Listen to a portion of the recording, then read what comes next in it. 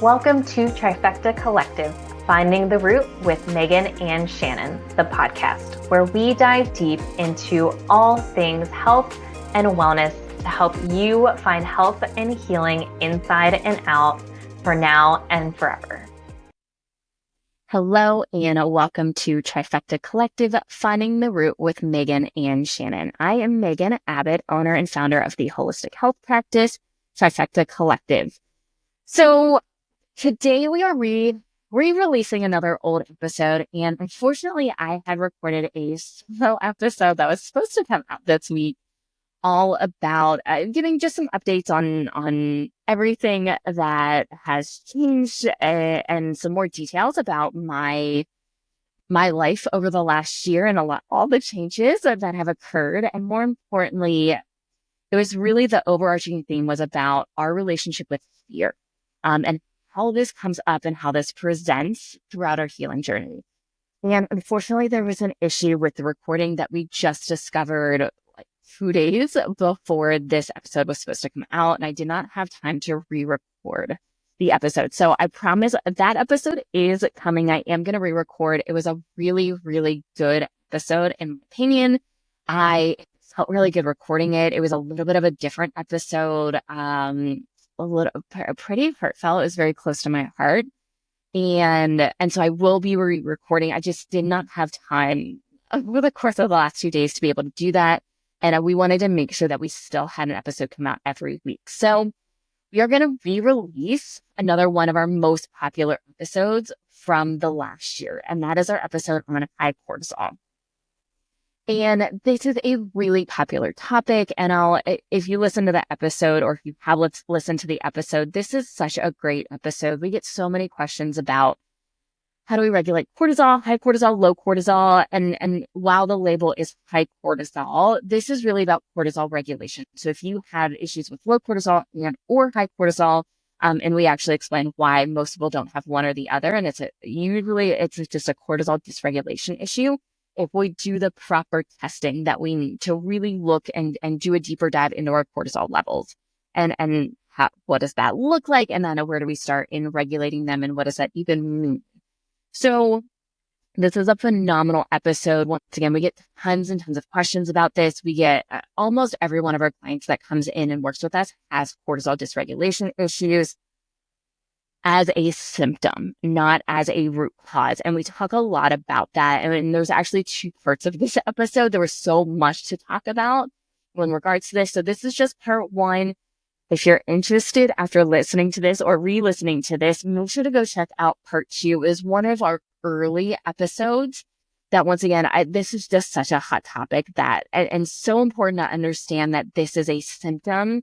I see so many people, and I fell into this of just trying to symptom manage and trying to out-supplement cortisol dysregulation issues. And guess what? It does not work. I tried the most extensive protocols that are available and on the market, ranging from 1 month to 6 months, and they didn't work.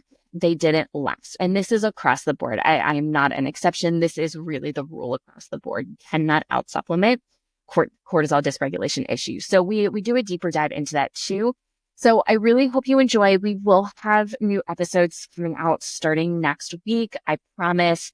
And we've got some really good ones already planned. We've got some new things that we're not quite ready to announce coming with the podcast, and that we are both, Shannon and I are both super, super excited about, and excited to be able to share even more information and around more topics with you this year. So we're super excited about that. So I hope you enjoy this episode. Again, if you've already listened, and if it is your first time listening, I hope you really enjoy this and take a lot out of this. And once again, if this is your first time, especially if this is your first time listening to this episode, please go back and listen to part 2, because both parts are really important.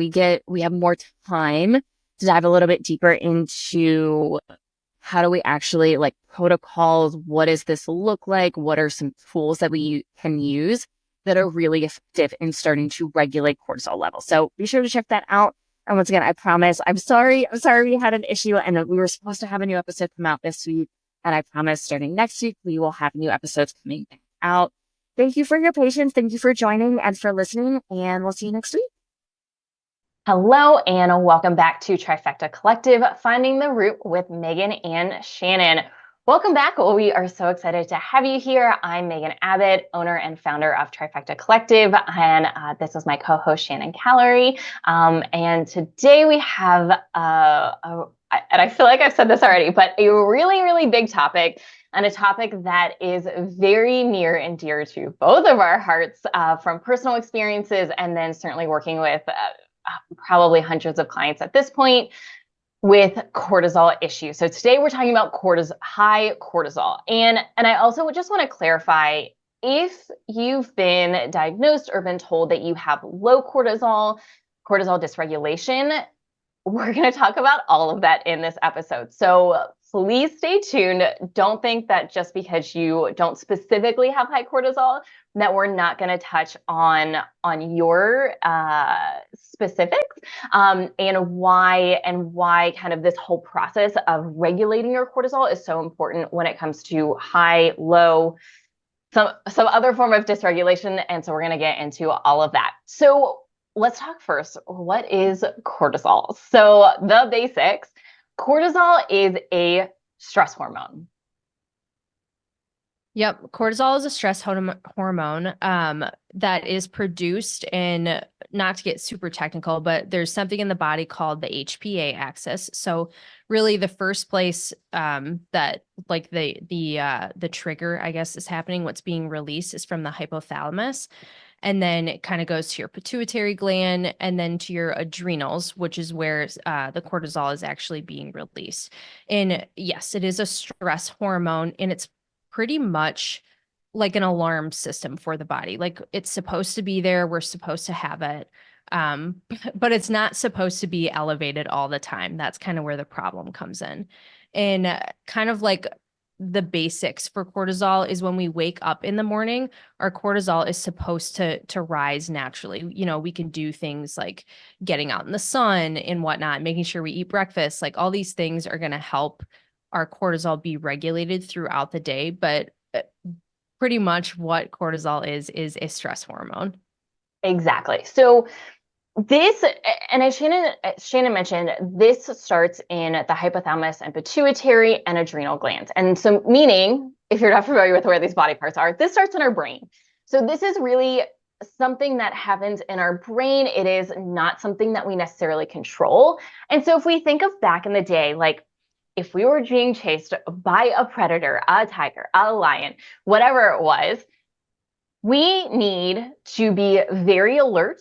We need maybe some extra support in running away. And so what would happen is this mechanism would turn on, our body would understand, or our brain, really, this is where it would start, would tell the rest of our body, hey, we're in a stressful situation. We need to be on high alert.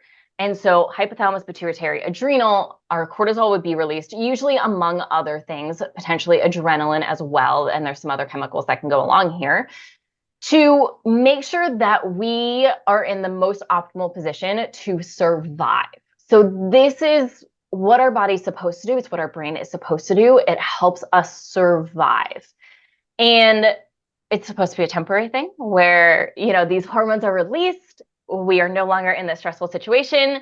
These hormones go back to a regular place, and our body returns back to a normal homeostasis kind of position.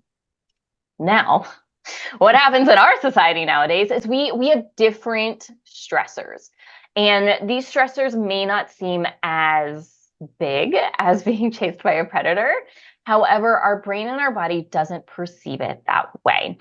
And when we are not sleeping, when we are undernourished or not having the right nutrients, when we don't, we're busy, overworking out, under eating, just chronically busy doing all kinds of things, work, when you're on your phone all the time and just constantly being overstimulated, your brain and your body don't know the difference. And this is where the issues really, really come into play with cortisol. And we will commonly refer to these as cortisol dysregulation issues. And we'll get into this a little bit more as to why when we talk about the testing, because this will help it make more sense as to why really this is about cortisol dysregulation and not necessarily, although in some instances, high and low cortisol. So that's really how this is supposed to work. And as Shannon mentioned, when we wake up, and once again, we can talk about this in more detail, or maybe we get into the testing right now, is when we wake up, our cortisol is supposed to be pretty high. About 30 minutes later, our cortisol is supposed to peak at its highs for the day. And then slowly throughout the day, it's supposed to come down, and it should be at its lowest right before bed, which should mean that we should be able to fall asleep pretty easily and stay asleep pretty easily. Did I forget anything? No, I think you pretty much got all the points. I mean, towards the end of the day, that's when our body is supposed to be in a more relaxed state. We're getting ready for bed. We want good sleep. And keeping cortisol regulated is what's going to help provide that good restful REM sleep for our bodies, so we're not waking up in the middle of the night. But yeah, I think you hit all the main points there. Yeah. So when we look at how to test this, Western medicine is great and has its value. However, when it comes to cortisol, often they get it pretty wrong here. And because of that curve I just talked about, where we're starting at one point, peak 30 minutes later, and then throughout the day, it's supposed to get lower, just testing our cortisol once, usually in the morning when it comes to physicians, is not an accurate measure of where our cortisol levels actually are.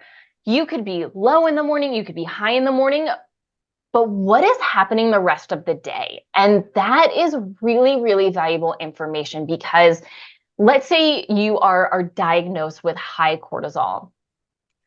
What if you have a high cortisol at the beginning of the day, let's say at like 8 or 9 o'clock when you get blood work run, but then you've got really low cortisol, it suddenly drops and you're low for the rest of the day. You're probably going to experience a lot of fatigue, a really significant afternoon crash, really low motivation kind of towards the end of the day, later afternoon, probably like brain fog, trouble concentrating, cravings in the afternoon. And what if then you have a spike right before bed, and then now you have sleep issues and you just think, blanket, I have high cortisol and that is my issue, where that's not the case. And this is where appropriate testing comes into play. So when we look at testing, we really want to look at all throughout the day. And the best way that we look at this in kind of the holistic health functional medicine world is with saliva. Saliva is going to give us a pretty darn accurate value of where our cortisol levels are. And once again, this isn't about just once, at one point during the day. This is the best testing does right upon waking, 30 minutes later, which is your cortisol awakening response, which is why we're measuring it, those two within the first 30 minutes. And then usually it's another like 3 to 4 tests throughout the day, usually sometime in the middle of the day, sometime in the afternoon, and then at the very least right before bed. Some will do at some point in the middle of the night. Some will do another marker between that like afternoon and bedtime time. But generally speaking, we need all of that information. And I'll certainly go over some of my test results because I've done a lot of these tests. But some sort of saliva test is necessary and what is highly recommended to get the most accurate picture of this. And to be honest, cortisol testing is pretty cheap if it's done by itself. There's a few companies that do it. Probably the most popular one is a Dutch test. They have a cortisol test just by itself, or you can do it in addition to sex hormone testing. But we really want to look at that throughout the day. I will also say, just as someone who has taken a lot of these tests, it's a challenging test because you have to spit into this little tube, but you need to have not drank anything right before, and it also you need to not have any bubbles in it, and you have to get it up to a certain line in the little vial with no bubbles, which it's a whole struggle by itself to do that. But it is the most accurate way that I've seen, at least, in order to test cortisol. Yeah. And it's not like by any means an awful test to do. And I will say too, like testing for, cortisol dysregulation, I'll say it is great, but I do feel like that's another one of those things where there are also a lot of symptoms that I don't want to say fairly easy, but it is sometimes fairly easy when you're talking to someone without that test to see like what's going in the body, just because like you had mentioned the cravings in the afternoon or like the spikes. And this kind of goes, with blood sugar regulation as well. Like some of these things kind of sound the same because they are so closely related. Yeah. And remind me, I want to come back to this. I want to talk about why breakfast is so important when it comes to cortisol and blood sugar regulation and what happens with insulin. But I want to talk like, what are some common test results that come back? And then I want to dig into symptoms because the symptoms are really valuable. I will also say, if you look at any of our content on social media, we talk a lot about common symptoms of cortisol dysregulation. Sometimes we'll label it as high cortisol or low cortisol. And it's really honestly just to grab attention because that's what people relate to. But we'll talk about what symptoms kind of correspond to where you probably are at what time of the day. And this will be super helpful.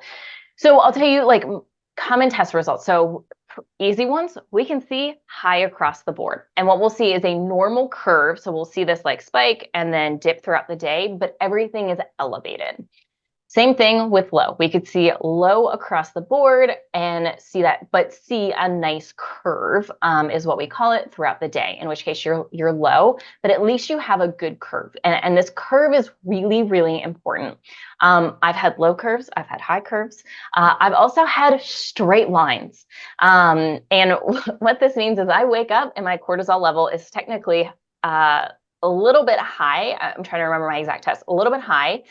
And then it didn't change, which meant it was low. And then it continued to not change, in which case it was high throughout the rest of the day. But it's because it was literally a straight line and did not change throughout the day, which is absolutely not supposed to happen. You can also have a reverse curve where you start low and then you gradually increase throughout the day, which is also not great. And I'm going to guess you have some pretty significant energy issues, fatigue, and sleep issues if you're a person like that. So, I mean, you can have any or all of those combinations or kind of somewhere in between when it comes to these results.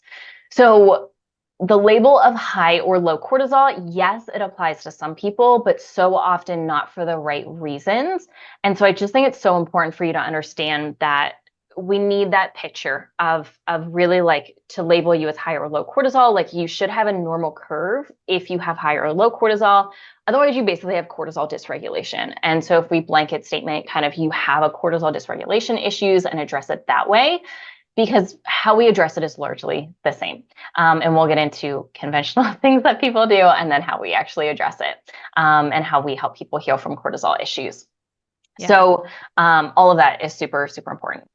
And I'm trying to think too, see, you've had more of the cortisol testing done than I have, because that was one of the things like throughout my healing journey, I believe I only did one of the saliva tests. And it was the one that was like 4 or 5 times a day spitting into the cup. But if I remember correctly, my results were just like straight high, like progressively got higher and higher all throughout the day up until at night. But yeah, this is one area where you for sure have had the testing done more times than I have in this realm. So yeah. And this is I mean, gosh, the number of times I had the same, I mean, this goes with the stool test too, but just the number of times I had a practitioner of some sort, providers of some sort tell me, oh, you've got cortisol issues, like let's do a test. Oh, let's do this protocol. And then maybe it worked for a couple weeks. If I was really lucky, most of them did not do much of anything. Yeah. And again, that was like, I don't even remember anyone really talking that much about this issue to me. And it was, now looking back on it, that was like a huge part of all of my issues.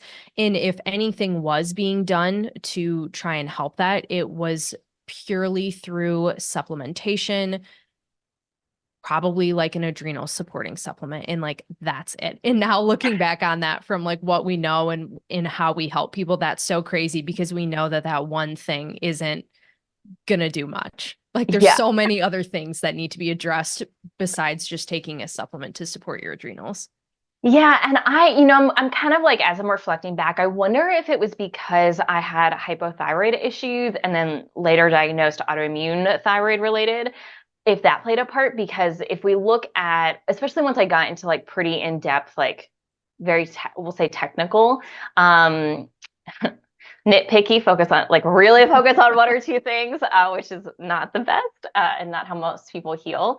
Because the cortisol slash just the adrenals in general and the thyroid play such a big play such a big role together.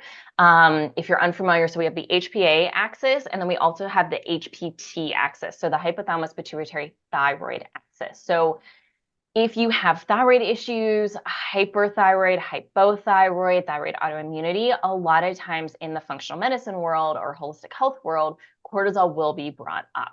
And the adrenal health in general will be brought up because these two things play such a big role.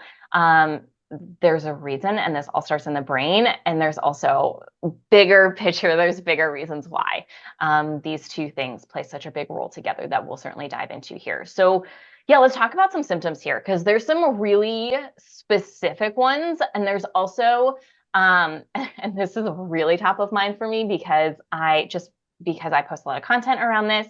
I see a lot of other people's content about this. And so I want to clarify some things that may or may not actually be cortisol related that I'm seeing more and more people talk about. And this, for me, it's not related directly in the way that they're saying it's so directly related. So let's talk about just blanket symptoms here.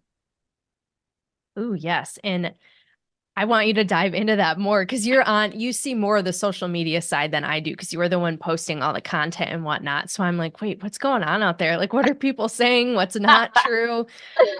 Do you want to start with that? No, let's talk about just basic symptoms first, because I think this will be a nice leeway into the other piece. Okay.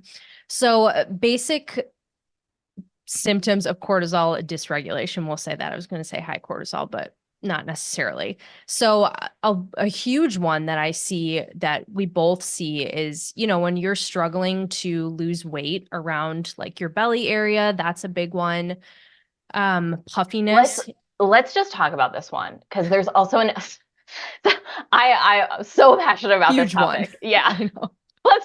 Let's definitely talk about this. So it's almost like a tire around your belly. Like, it's a very specific lower belly fat that happens. It's not just like belly fat in general, but it's really like low belly fat where you start to gain weight here, or maybe you're actually losing weight everywhere except right there. We've worked with someone in the past where like she lost a bunch of weight everywhere except there. And like her pant size didn't change, like to the point where like she dropped like several sizes of clothes in general, except her pants did not change size because of that lower belly fat. And this is directly related to cortisol. The adrenals, and I'm sure we'll dive deeper into this in another topic, but I do want to mention this. So the adrenals play a huge role when menstruating women transition into perimenopause and then into menopause. And one of the really common symptoms in that transitionary process is lower belly fat weight gain, and like this really stubborn belly fat that people, like women, have such a hard time losing. And it's so like prominent. And a lot of times, I've seen people gain like 10, 20, 30 plus pounds. And a lot of it is very specific to there. And even if they've had flat bellies for most of their lives, all of a sudden they have this lower belly fat that just like, they're doing all of the things. They're weightlifting, eating in a caloric deficit, like sleeping, doing all these things, but it's not budging. And there's a very specific reason why. And this is why adrenal health is so important, especially if this is something I think about literally all the time. I have a while to go before menopause. I've already been in perimenopause and I've reversed it, and I'm already planning on going back at some point. But this is so significant because when the ovaries start to shut down hormone production, our adrenals take over some of that. And if your adrenals are already in not the best place, you're going to end up with many, many, many of these symptoms, which means that if you take care of your adrenals and you actually heal your cortisol levels, heal your adrenals, many of these things can be avoided and or limited during the transition into perimenopause and into menopause. And one of the big ones is this lower belly weight gain. Yeah.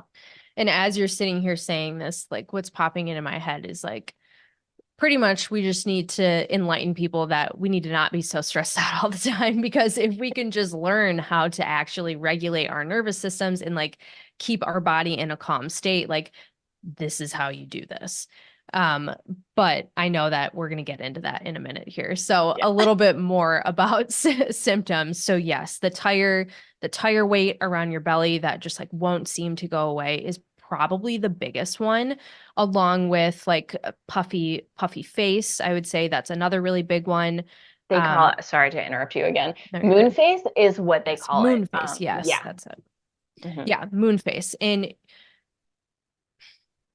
it's like, it's just like a bloat. It's like a bloat of the face, essentially. And you'll know, you can, when we're working with clients and they get to that point where like they just kind of start to feel it fall off, it's crazy to see the changes in people's faces. And I don't know if you experienced that symptom, but I had it bad. I had like horrible moon face. And looking back in photos, like you can, it's very, very different. So that's another really big one. Waking up at like between like 2 and 3 a.m., I would say, is another really big symptom. In that dip of energy, like midday, probably 3 and 4, that's another big symptom. What other ones? Those are like the big ones that are sleep issues in general, trouble falling asleep and trouble staying asleep.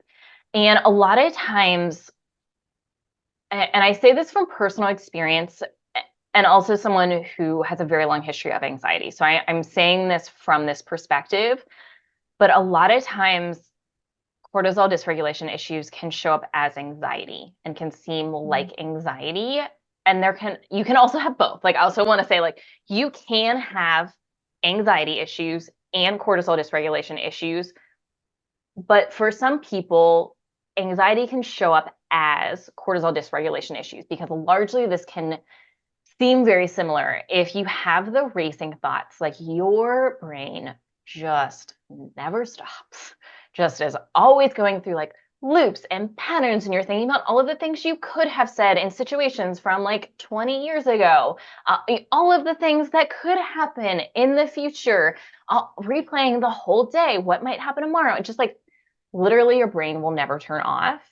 That is a hugely common symptom of cortisol dysregulation issues that is also very commonly associated with anxiety as well. Same thing if you're waking up between that like 2, and I really, like 2:30 to 3:30 kind of time frame. If you wake up and then can't fall back asleep, if you wake up and your brain just starts going, and once again, will not stop, and now you can't fall back asleep, and you're just like awake, and you're like, oh my goodness, like what do I even do? And you're like literally wide awake until maybe eventually you do fall back asleep, and then when you wake up, you feel awful. That is a huge sign of cortisol dysregulation issues, because you had this huge spike of cortisol and oftentimes adrenaline as well. And then eventually it drops down enough that you can fall back asleep. And then when you wake up, it's like really low, and you just like, you feel awful and you feel so tired, which is often really common if you have lower cortisol levels in the morning, and or you don't get the correct or a good amount of cortisol awakening response. You often feel really tired in the morning. Like it'll take you an hour or 2 hours to really start to like get moving, get going. Like you might feel really heavy. You might hit that snooze button like a whole bunch of times. Like that is really common with cortisol dysregulation issues. Yeah. Yeah. The fatigue in the morning when you get up. Yeah. That's another really big one. So what about, maybe let's dive into the other things that people are saying. So I have more symptoms. Okay. Because I talk about this so much on on social media, I have a bunch of symptoms. Yeah. If you wake up in the morning and you're not hungry, like if you just you're not hungry for usually a couple hours, maybe even until lunchtime, this is a sign of cortisol dysregulation issues. And here's the thing. Intermittent fasting has its time and place for sure. And yes, you can train your body to intermittent fast and not be super hungry for a while after you wake up. However, I was waiting for you to bring this up. However, if you're almost using that as an excuse because you're not hungry in the morning, that's where this can become a really big issue. And I see this, full disclosure, I see this more of an issue with women, especially menstruating women, than anything else. If you're just like not hungry, like you'd have to force feed yourself in the morning, and like almost to the point where like even the thought of food makes you a little nauseous. This is not a good sign. You should be waking up hungry within the first like 30 to 60 minutes. It is very natural. Our body has rested, has had a period of time where it has fasted and had enough time to heal and rejuvenate itself. And it's ready in time for you to feed your body and your brain. And if you're not, once again, this is dependent on the person. And yes, intermittent fasting has a time and a place. And I'm sure we'll talk about that in another episode. But for many, this is intermittent fasting. It can be an excuse of just not to eat. Oh, I just don't eat until noon, until lunch because I'm not hungry. And I just do intermittent fasting as a result. Yes, but maybe you're also just hiding up some symptoms that you're really struggling with here. Yeah, I was going to say there's probably more behind that. I mean, yeah, we've worked with enough people to dig in and get to the reason to maybe why they're avoiding eating in the morning too. So exactly. And if you have these weight issues, especially that lower belly weight, intermittent fasting can sound really appealing. Same thing like if you're doing high intensity workouts first thing in the morning to lose weight and not eating for a while and then have this lower belly fat, you better believe cortisol is playing a big role here, and doing harder workouts, doing fasted workouts, not eating for longer periods of time is not going to help you heal your body. Irritability, I'll say mood in general, low mood, irritability, mood swings is very common with cortisol. But I would say irritability being really the biggest one. You may also experience like heart palpitations or just like feeling like your heart is racing a lot. Maybe even sometimes you can hear your heartbeat. That's really common. And just like this overall sense of like nervousness, overwhelm. Once again, like this can overlap with anxiety, but sometimes it's both. Sometimes it's just one or the other. But this like internal sense of restlessness, I think is a really good way to describe this, is really, really common. You may also have some temperature regulation issues when it comes to cortisol. Once again, this is starting with the brain, and we know that the hypothalamus, in particular, along with the thyroid, these two things play a really big role in regulating our body temperature. Once again, the thyroid and the adrenals go hand in hand here. This all starts with the hypothalamus. And so if we've got these cortisol dysregulation issues, and we've also got some thyroid issues, we can really end up with some temperature issues, which once again, we go back to this perimenopause, menopause, hot flashes, night sweats. And I'll say you may have night sweats in particular, even if you are not in this transitionary process, if you have cortisol dysregulation issues. Oh yeah. I mean, that was something that I dealt with. The night sweat stuff. Yeah, that doesn't always, there could be many other reasons for that. This being one of them. Yeah. But yeah, I mean, I definitely think you summed up the main symptoms there, because I'm not thinking of any other ones as of right now. But yeah, I'm still curious to hear this other side of what people are saying. Yeah, so let's dig in. And I think the biggest mistake here is digestion and digestive related issues going back to cortisol. Now, this is a mistake and a little bit true at the same time, but not always for the right reasons. So if we think about, so high cortisol, I mean, I've seen like videos or posts, I'll just say posts in general, of like all of your digestive issues, your bloating, your gas, your acid reflux, like all of this is related back to cortisol. Probably not. Not saying that cortisol is not playing a role here, because yes, we'll say chronic stress impacts the body in a really significant way. However, this may not all be cortisol related. And also, even if it started with cortisol, and really we'll say chronic stress really started this, other things go wrong down the line here. So if we think about chronic stress, if our body's chronically stressed, we're going to have lower stomach acid production. Our adrenals are also going to soak up a bunch of extra nutrients. And a lot of these nutrients are required to make stomach acid. Low stomach acid, a lot of people have this issue. We're usually going to end up with some digestive issues. Bloating is a big one. Now, this can also downstream effect into other issues that lead to gut overgrowth issues. Now, just addressing cortisol will not usually fix all of your gut issues. Will it help with digestion? Yeah, for sure. Reducing stress goes a really long way in helping with your digestion. It is not going to fix it. I'll also say, just like chronic inflammatory issues, autoimmune issues, the root cause here is not cortisol, is not high cortisol, is not cortisol dysregulation. All of your sex hormone imbalances, your excess estrogen, your low progesterone, your excess testosterone, PCOS, like the root cause isn't cortisol. Now, cortisol may be playing a role, and high stress, and we're going to talk about this here when we talk about how we approach cortisol dysregulation issues in general.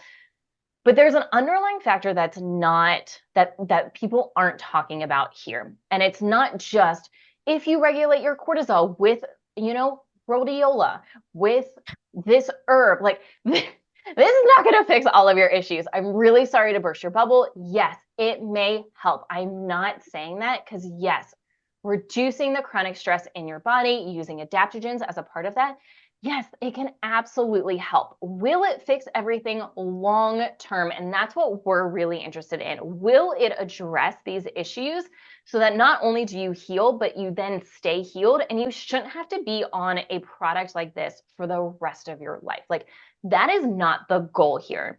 So I think that's the biggest mistake here. Like, high cortisol is not your only root cause of all of your gut and thyroid and autoimmune and inflammation and, all of these issues.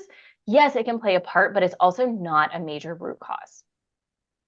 Yeah. Okay. That that makes a ton of sense. I didn't know where you're going to go with that, but yeah, I mean, there's so many.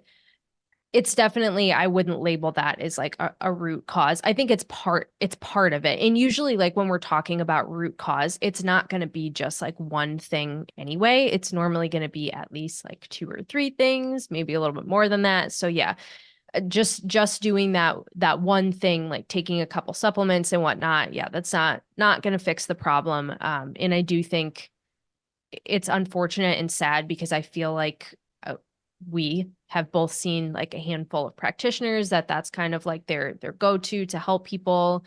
And, that's when people end up coming our way, is when that doesn't work. Yeah. And the other one I forgot here is hair thinning and hair loss. Oh, yeah. This, yes, kind of. Cortisol can play a role here. This is more related to the thyroid than anything else, among some other things, but usually this is very much more directly thyroid related, which, once again, yes, the thyroid and cortisol and the adrenals, like all of this stuff really goes hand in hand. But if your hair is falling out, if your hair is thinning, if you've got a bunch of scalp issues, just using ashwagandha. And I'm just like throwing out some of the big ones that I see all the time, like rhodiola, ashwagandha, these special like blends that are now like really popular, these, a mushroom tea, like these aren't going to fix you long term. Yeah. And by no means, we're not hating on any of these things, because we use some of this stuff. Yeah. It's just it's not the only thing. Like, this one thing isn't going to fix it all. Yeah. And really, like, no one supplement, at the end of the day, our real point is no one supplement is going to heal and fix your cortisol dysregulation issues at the end of the day. Yes, absolutely. Yeah. And then to add to the hair loss thing, it's the outer third of your left eyebrow is another big one too when it comes to hair loss. And yes, your hair can fall out too. Like when we go through just like really stressful periods, and I'm sure we'll talk about this in other episodes as well, but like your hair falling out again, like that can happen when you're super stressed out. These people that we're seeing, it's more of like a consistent thing. Like it's been like years, whatever, that, when they're in the shower, like clumps of hair, lots of hair is coming out. Yeah. Yeah. I remember when I was like peak, like thyroid autoimmunity, I would just like, and I'm like, oh, my hair is so nice now. Like you would have never guessed I had thyroid problems, but like I would like wash my hair and I'd pull like a huge clump of hair out and I just like put it on the wall. If my husband saw it, he'd be like, what is going on? Like, why is there so much hair? Like that was from one shower. Like, what is going on with your hair? Yeah. Yeah, that is definitely a big one. And it's, that's a frustrating one too. Yeah. All of these symptoms are really frustrating to deal with. But when your hair's falling out, I mean, I feel like that's a great sign for your body saying like, hey, I need you to give me some love and pay attention to me because something is wrong here. Like our hair should not be falling out like that. That's not a normal thing. Yeah. So let's talk about how some standard protocols that a lot of people use here. So I would say a big one kind of across the board is mineral balancing is what I'll kind of throw in there. And we'll talk specifics here. But like I kind of mentioned, when the adrenals are doing a lot of work, when they're stressed, when they're fatigued, when they're overworked, they do pull a lot of nutrients from the body. And so one of the standard ways to do this is to just replenish those nutrients. And this can look like a lot of things. I'd say the most common one, and this is a big one going around right now, are these like healing cocktails. I'd say we commonly call them adrenal cocktails. And they consist of some sort of whole food vitamin C, sodium, and potassium. As a way to replenish. And there's a lot of recipes out there. There's some, I personally use like this is something I always have on hand during periods of stress. Jigsaw, I think it's Jigsaw Health, has capsules and a powder form of adrenal cocktails that just make it really easy. But you can do this with like orange juice and some cream of tartar and some salt. Is kind of like probably the most standard recipe for these adrenal cocktails. Yep. Yeah. People add a little bit of coconut water in there too sometimes for the potassium. But yeah, and there's, again, nothing wrong with this. However, it's not going to fix the problem. This is more of like a Band-Aid fix. Yeah. And yes, like you're missing nutrients. Like, yes, this is a great idea. But once again, you shouldn't be on adrenal cocktails forever. Like this should not be a forever thing. I use them when I'm undergoing short periods of a lot of stress, where I know my cortisol levels are more prone to be dysregulated, maybe where my sleep isn't as good, I'm working longer hours, things like that. And I'll just have that on hand. I'll take it for a few days or even maybe a couple weeks at a time and then not need it for months on end. And yeah, it's super good, but once again, this shouldn't be a forever thing. Yeah. Yep. And were you going to talk about cortisol manager? Yeah. Okay. A cortisol manager, that is one of our favorites that we use with clients. But again, we're not using it to fix the problem. It's more to like support throughout so we can help people get good sleep because just, we need sleep to have our cortisol levels balanced. So this is a good tool supplement to get to that point. But cortisol manager, I mean, the main ingredient in it is ashwagandha.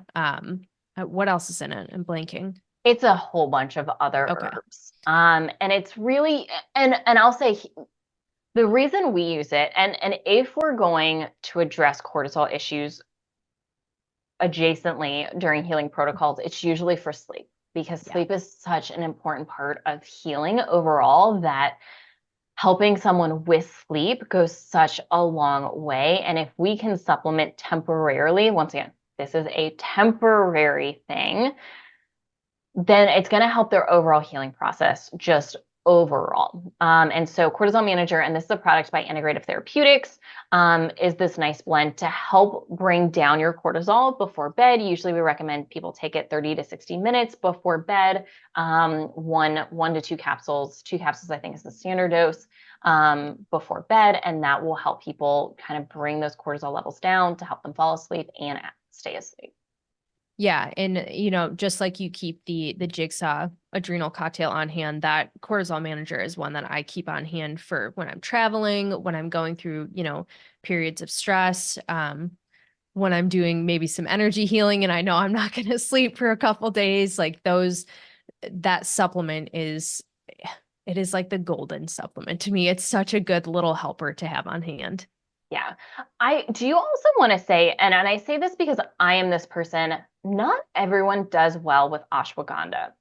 And if you notice products like this or ashwagandha by itself or another blend of herbs that has ashwagandha in it is almost a little bit more activating for you, you may also fall into this category of ashwagandha can be very stimulating for some people, not everyone, but there are a good amount of people that fall into that category. And you may notice you have almost the opposite reaction to certain products like this. So I do just want to say, like, if you're not weird, there's nothing wrong with you if you fall into this category. It's just how your body works. Yeah. And if that is the case, the liposomal L-theanine in GABA that's another good option that we use. That's like a liquid pump. And that one is just so good for, the GABA in it and the L-theanine is really good for just like calming the body and the mind down. And I'll tend to use that when I have clients who are like really, really high stress, like all throughout the day, not just at night. We will almost always add that in just to, again, is like a tool, a helper to help get their body back into like a grounded state. Yeah, and if you fall into the category of a person who's like, is it anxiety? Is it cortisol dysregulation? Is it both? This is a really valuable product. And this is L-theanine and GABA. So the one we use is a combo. It's from Quicksilver Scientific, and it's a liquid that just you do a couple pumps under your tongue, hold it. It's not going to push you to sleep, but it just kind of, the way I describe it is it takes the edge off. It can help with all of those looping, racing thoughts, like the brain just being on all of the time.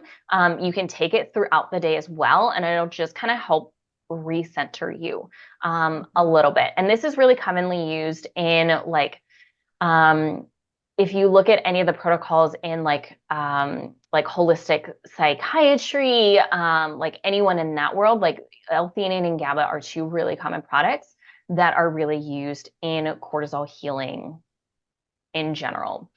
Magnesium glycinate is another really big one that is often used, or some sort of magnesium lotion, magnesium spray. Magnesium, you can pretty easily become magnesium deficient when you're under a lot of chronic stress. And so if that's the case, you probably have some cortisol dysregulation issues, in which case, yes, magnesium may be good for you. Please be careful which magnesium you use. The lotions and the sprays are usually pretty good. If you use like Epsom salt, magnesium sulfate, that's usually pretty good. But when it comes to the supplemental forms, be very, very careful. There's one product in particular I do just want to call out, only because I've seen other providers recommend this so often and cause a lot of other issues, and that's Calm. The product Calm, which is a powdered form of magnesium citrate. Magnesium citrate, along with magnesium oxide, are stool softeners. That is their only purpose, is a stool softener. Now, if you also happen to have issues with constipation, yes, those may help you feel better. However, for someone like for me, even when I had constipation issues, magnesium citrate would make me like really crampy. Like I would get a lot of abdominal pain and cramping and discomfort. And then sometimes it would help with the constipation, sometimes it wouldn't. But it is a tool used for constipation and stool softening. It's not something we use commonly in our practice because there's some better options if you are dealing with constipation. But that product specifically is promoted as a way to calm down at the end of the day. And I've seen too many people not understand the different forms of magnesium, that they just go to that one. And then all of a sudden they end up with a lot of issues with loose stool, with abdominal discomfort. And that's the reason why there are better forms of magnesium out there that you can use. Magnesium glycinate is probably my favorite as far as like, just an overall magnesium. However, with cortisol, especially if you end up with a lot of issues with like brain fog, trouble concentrating, trouble remembering, which there's likely some other stuff going on here as well that's playing a role. Magnesium L-threonate is a really, really good one. Life Extension has a really good one. It's not the only one, but that's a common brand that we'll use. And that is the only form of magnesium that crosses the blood-brain barrier, which is really valuable. It helps, get the magnesium into the brain. It can help with focus, cognition, memory, recall, all that kind of stuff. Especially going into, once again, in this transition to perimenopause and menopause, if you end up with some cognitive symptoms, that can be a really valuable tool for you to use. And once again, like this is just having worked with practitioners in the holistic, like psychology, psychiatry space, like this is a tool that they often use and they'll often recommend for cortisol regulation kind of pieces within this. There are also other forms of magnesium, and maybe we'll do a whole episode on magnesium, but I'd say those two are the best, in my opinion. Yeah, no, I agree. And then I think magnesium malate is a decent form too, but kind of for what we're talking about, the glycinate and the magnesium, did you say L-threonate? Mm-hmm. Threonate? Yeah. Those two are for sure going to be like the best forms. And then as far as supplements, I feel like those are the big things. Is there any other supplements that you wanted to touch on? I've been on all of the supplements. So at one time I was on 18 supplements just for cortisol regulation. Oh my God, are you kidding me? No, and I was on them for 4 months. So yeah, I feel super, once again, like this is something that's like so near and dear to my heart because I was on so many supplements, all kinds of adaptogens. We already mentioned ashwagandha, rhodiola is a really big one. B5 B5 and B2 are actually really common ones as well. Sometimes B6 or B complex will also be given to help restore energy levels. A lot of times people aren't even testing for those, which is a whole other conversation, but that's also really, really common. There's another product that I was put on several times that I don't know how many, like I can maybe think of like 2 to 5 times I've ever recommended this product.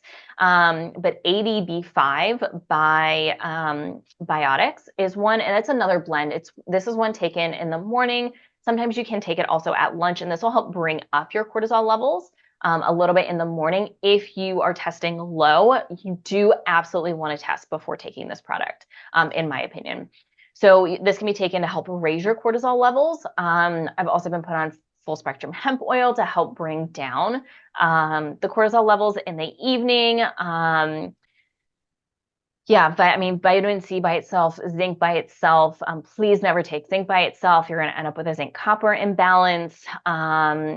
Those are really, really big ones. I'll also say, once again, just because this has happened to me, be very careful taking iron supplements and being recommended iron supplements. I've also been put on, when I had like pretty significantly low cortisol, I was also showing anemia patterns, not really, that they didn't know how to test properly and interpret properly. And so I was put on iron to help bring up my energy levels. Please be very careful taking iron. Once again, like I can think of maybe we could do a whole podcast episode on iron. We will for sure. But maybe 2 people have ever put like a specific iron supplement. Otherwise we use some other things. But just be very careful taking iron. Many people do not actually need iron. If they do need iron, they also need some other cofactors that go along with that in order to properly absorb it. So just be very, very careful about that. And same thing, which you mentioned this with the zinc too, same concept. And that's where like looking for like a whole food form, like oysters or something, oyster capsules is going to be your better bet than just taking zinc by itself. Absolutely. So yeah, those are some of the big ones. And once again, like adaptogenic mushrooms are really big. Those are actually something that I use a lot. I love mushrooms, adaptogenic mushrooms and some other ones here. But I'm such a huge fan, and those can be really great. Cordyceps are really great for just overall energy levels. Lion's mane, really good for focus and cognition. Reishi is often commonly used to help with relaxation, help bring you down. Turkey tail is more immunity, but I've also seen blends with that just to help support the immune system as you're trying to regulate cortisol. So yes, those are also options as well. Yeah, I think those are kind of the big products that I've been put on, that I've seen in a lot of other people's protocols. Yeah, and the first maybe 3 or 4 that we talked about are the ones that we typically like lean towards. We by no means are we recommending like all these different products at one time. We usually try and stick to realistically just maybe like 1, maybe 2 if we're adding in some lion's mane, I would say. But yeah, we try and keep it to like, 1 or 2 of these supplements when working with someone. And then we actually talk about like lifestyle changes.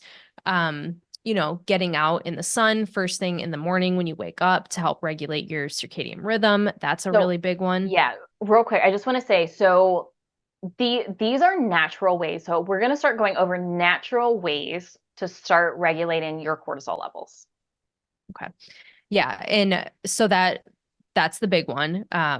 Getting some sunshine in the morning, and preferably not just standing in front of the window, like actually stepping outside to letting the sun hit your face. There's a difference because the window is going to block some of those UV rays. So, and then just putting your feet like outside on the grass or even on the cement, like that is called grounding. And you can ground from putting your feet on, the concrete as well. It doesn't have to only be in the grass.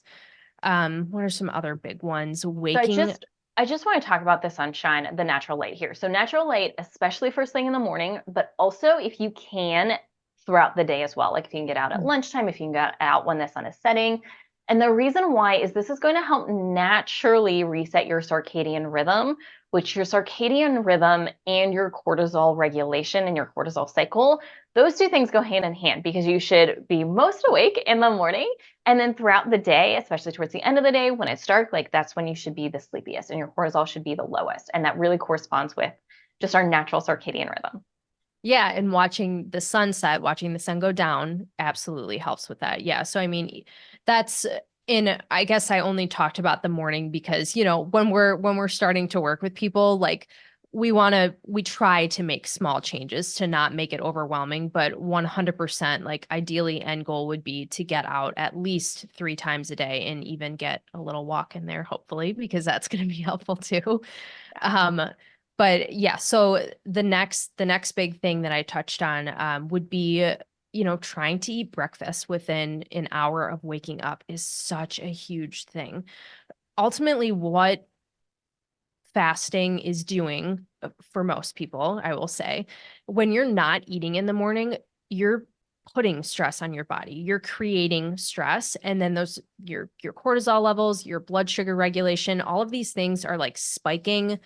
And it creates a very, very unstable pattern in your body. So if you can actually wake up in the morning and get some food in you, meaning, not a bowl of cereal, like some protein, some fat, whatever that may look like for you, that's going to be really helpful in this area. So important. This is one of the best things you can do to help regulate your cortisol. Have a higher protein and fat breakfast. Yes, you can absolutely have some carbs in there as well, but really prioritizing at least 20 or 30 grams of protein, at least. Then some good fats and some carbohydrates if you want as well. The carbohydrates are good for your brain first thing in your morning as well, to give you some fuel here. The other really big mistake when it comes to this is drinking caffeine right when you wake up. And here's the thing. Skipping breakfast and just having the coffee or caffeine, this can actually lead to more weight gain. And once again, especially that lower belly fat. And this is because this is triggering an insulin response. And this is going to trigger your body to hold on to more body fat.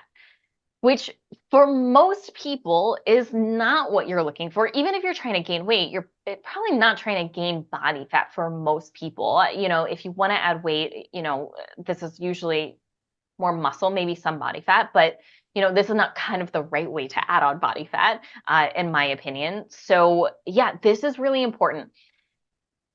Breakfast.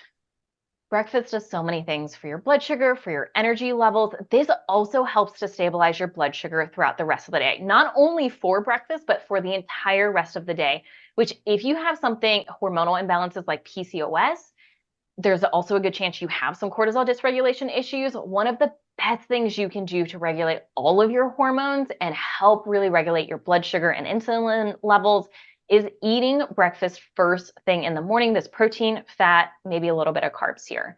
And just like a couple ideas here, you can do like a breakfast scramble. This could be eggs, some sort of breakfast sausage. I love me some chicken sausage. I don't typically do eggs, so breakfast chicken sausage is a huge part of my breakfast a lot of times. You can also do ground meat, do some sort of like starchy carb in there, like a sweet potato is kind of what I go to. I'll usually put in some like spinach or greens in there, some apples with some spices, and all of those things have some fat in them. So you're getting protein, you're getting fat, and then you're getting some good starchy carbohydrates plus some fiber. Like, what a perfect breakfast. Yeah. And we've been doing, excuse me, we've been doing like a breakfast egg bake with like broccoli and like putting some bacon in it. And to make sure that we get that 25 to 30 grams on the side, we'll usually add in some kind of like chicken sausage or something and put some sweet potato on the bottom. There's so many good things that you can do for breakfast. And I'm pretty sure that you made a reel recently about some different breakfast options. So if you're looking for more, you can always head over to the TikTok page or Instagram page and find that reel and check it out. Megan gave like 4 or 5 suggestions on there. But kind of looping back to the coffee thing really quick. When you're having these anxiety symptoms, like Megan was talking about before, that kind of go hand in hand with the cortisol stuff. When you drink coffee on an empty stomach, you are going to feel more anxious. I don't know like a single person who it doesn't make them feel that way. And that's also one of these really big things where when we make this shift of making sure, to eat some food before we have our coffee, that right there it's a really, really small thing. And it can make you feel so much better in the sense of not having that like anxiety, kind of like shakiness, those rapid thoughts, small change that has a huge impact on your body. Yeah, and here's the real reason why. It's because coffee is going to naturally raise and give you a little cortisol spike, which is okay. But if you're on an empty stomach, this is not good. And if you've already got cortisol dysregulation issues and we're getting an unnatural spike of cortisol, this is not going to help you in the long run. You also, like if you get hangry, like this is a really bad sign. Like if you don't have a lot of like, if you have a lot of brain fog and cognitive issues and you're trying to use the caffeine, like especially caffeine on empty to help support that, like this is not going to help you in the long run. Yeah, you might get that temporary spike. And this is where you can end up leading to excessive caffeine use. And once again, I say this from personal experience, that you're just trying to, because you will get a spike in this with the caffeine for most people, but it's not the right kind of spike, especially when you're doing this on empty. Yeah, and you're curbing your appetite as well. I mean, it's affecting your hormones. And if you're already dealing with not feeling hungry in the morning, you're for sure not going to feel hungry if you drink a cup of coffee on empty. Yeah, for sure. So, this is all about reducing stress. So adding in a mindfulness activity, and we're going to wait until we are definitely going to do a part 2, and we're going to dive deeper into how we actually address cortisol issues. And we're going to get into nervous system regulation. We're going to do a really deep dive into that. But adding in a mindfulness practice, especially at the end of the day, can be really valuable to help you sleep. Sleep is super important when it comes to regulating your cortisol. Meditation, breath work, journaling, some sort of somatic exercise, like anything like that's going to be very supportive of helping you regulate your cortisol levels. Yeah. I mean, we could dive into this a lot. So I think I'll wait to add on to that until maybe our next episode, but something small too, or let me add this in, because when we say mindfulness, I feel like automatically people think meditation 20 to 30 minutes long. And that's not what we mean. Like it can be something that's like, I mean, 2 to 3 minutes, honestly. Anything in that time frame can count as a mindfulness activity. So it doesn't need to be something crazy long, just something to, set the tone for your night, or if you're doing it in the morning, set the tone for your day. It's going to help regulate your nervous system. Yeah. And then just to kind of wrap up, just like 2 other big things to think about when it comes to regulating your cortisol is just total stress on your body. And 2 real big controllables here are caloric intake.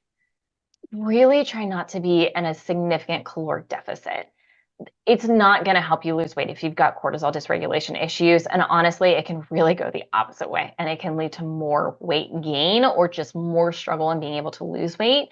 And then the other thing is excessive exercise. And here's the other thing with this, like that really depends on the person. What excessive to one person may not be excessive to another person. And so this really is looking at what is your workout history, like what have you been doing?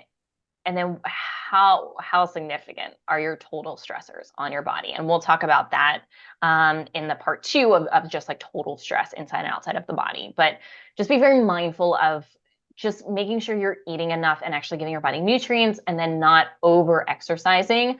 And another really classic kind of sign of cortisol dysregulation issues is if you're tired all the time, but you love doing HIIT workouts or like really intense, like a really intense hot yoga class, or like something super intense here, you're going to get an unnatural spike of cortisol. Once again, this has also shown up. I've also had a straight line with a spike where I worked out and then it came right back down.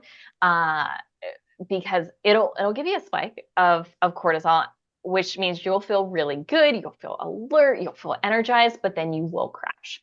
And if you feel that crash point shortly after you work out, that's a sign that workout's probably a little too intense for you. Yeah. And I definitely remind me next time. I want to dive into the hot, intense yoga stuff as well, because I know a lot of people think that this is like some calming thing, but yeah, I can't wait to dive more into that too.